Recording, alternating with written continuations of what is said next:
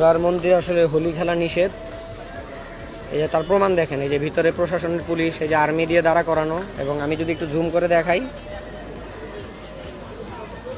এই যে দেখেন লেখা এখানে, দোলের আনুষ্ঠানিকতা ব্যতীত কোনো রকম দোল, হোলি বা রং খেলা উৎসব হবে না।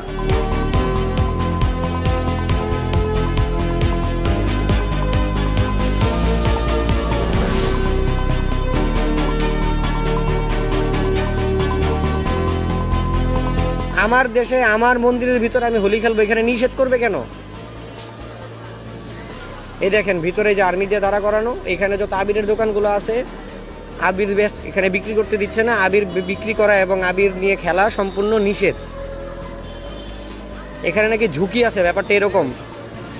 যদি উপর মহল থেকে কোনো থ্রেট থেকেই থাকে, তাহলে আমার কথা হলো আমি এই দেশে নিরাপদ কিভাবে?